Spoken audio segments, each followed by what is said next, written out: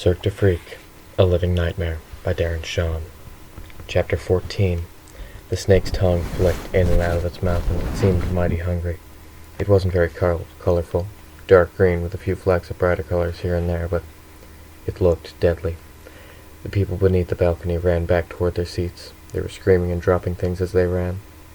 A few people fainted, and some fell and were crushed. Steve and I were lucky to be near the front.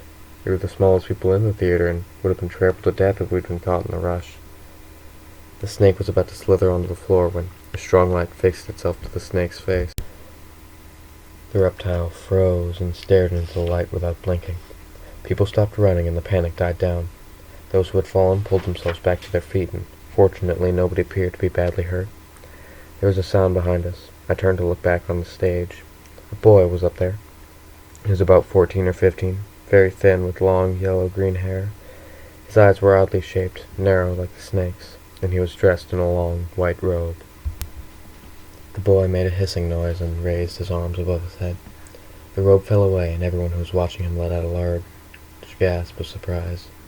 His entire body was covered in scales. From head to toe he sparkled green and gold and yellow and blue. He was wearing a pair of shorts, but nothing else. He turned around so we could see his back, and that was the same as the front, except a few shades darker. When he faced us again, he lay down on his belly and slid off the stage.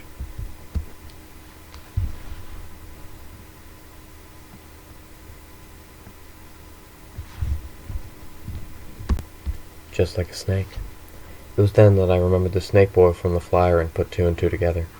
He stood when he reached the floor and walked toward the back of the theater. I saw as he passed that he had strange hands and feet.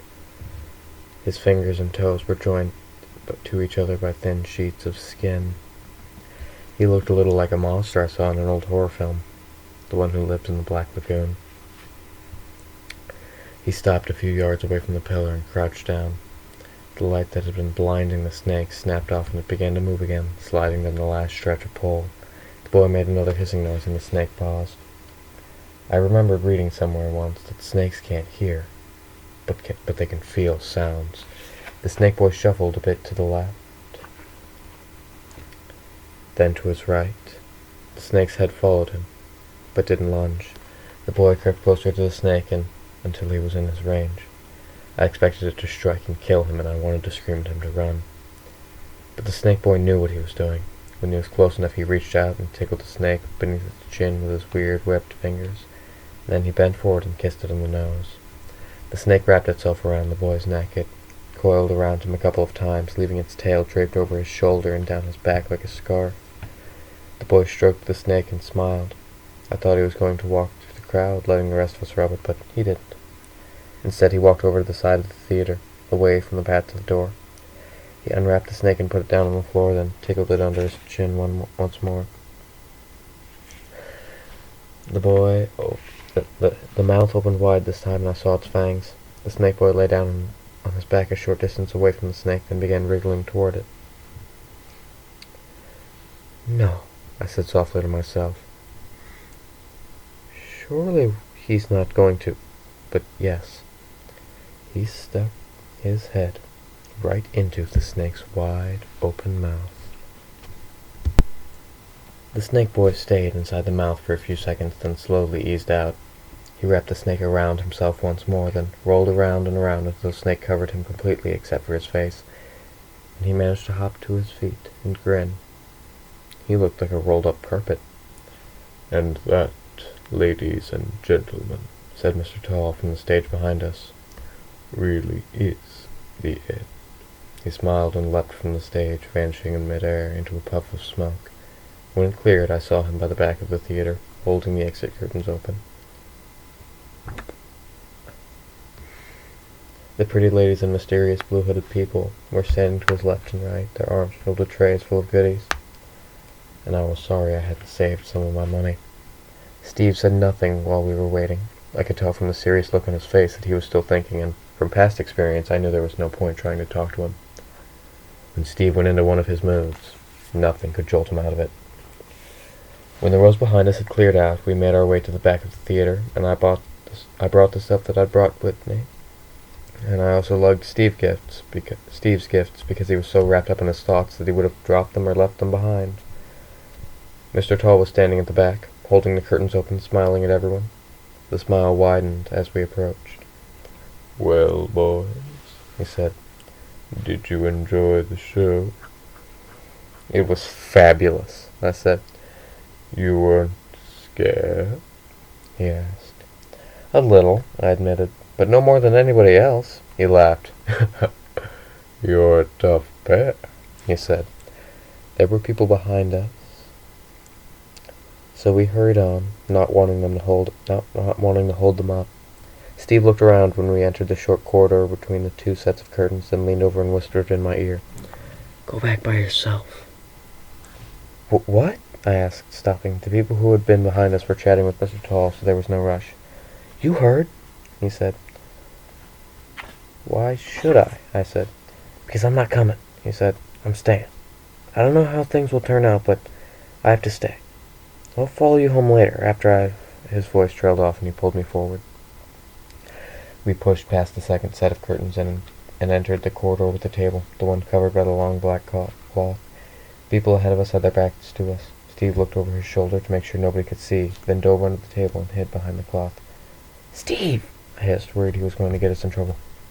"Go on!" he hissed back. "But you can't—" I began.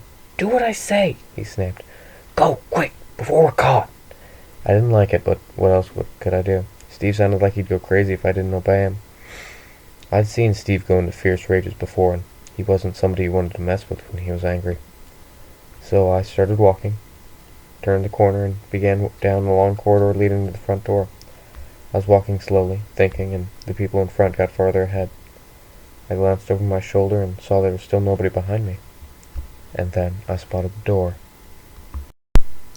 "Okay," I said to myself, "I'm staying. I don't know what Steve's up to, but he's my best friend. If he gets into trouble, well then, I want to be there to help him out." And before I could change my mind, I opened the door, slipped through, shut it quickly behind me, and stood in the dark, with my heart beating as fast as a mouse's. I stood there for a long time, listening while the last of the audience murmured or filed out. I could hear their murmurs as they discussed the show in hushed, frightened tones, but also excited ones. Then they were gone, and the place was quiet. I thought I'd be able to hear noises from inside the theater, people cleaning up and putting the chairs back in place, but the whole building was as silent as a graveyard. I climbed the stairs. My eyes had gotten used to the dark, and I could see pretty well. The stairs were old and creaky, and I was half afraid they would snap under my feet and send me hurtling to my death, but they held. When I reached the top, I discovered I was standing in the middle of the balcony. It was very dusty and dirty up there, and cold too. I shivered as I crept down toward the front. I had a great view of the stage. The lights were still on, and I could see everything in perfect detail. Nobody was around. Not the freaks, not the pretty ladies, not the blue hoods, not Steve. And so I sat back and waited. About 5 minutes later, I spotted a shadow creeping slowly toward the stage. It pulled itself up, then stood and walked to the center, where it stopped and turned around. It was Steve. He started toward the left wing, and stopped and set off toward the right. He stopped again. I could see him chewing on his nails, trying to decide which way to go. Then a voice came from high above his head. "Are you looking for me?" it asked. A figure swooped down from the stage, its arms out to its sides, and a long red cloak floating behind it like a pair of wings. Steve almost jumped out of his skin when the figure hit the stage and rolled into a ball. I toppled backwards, terrified. When I rose to my knees again, the figure was standing, and I was able to make out its red clothes, orange hair, pale skin, and huge scar. Mr. Crepsley. Steve tried speaking, but his teeth were chattering far too much. "I saw you watching me," Mr. Crepsley said. "You gasped aloud when you first saw me. Why?" Because I know who you are," Steve stuttered, finding his voice. "I am Lawton Crepsley," the creepy-looking man said. "No," Steve replied. I know who you really are. Oh, Mr. Crepsley smiled, but there was no humor in it.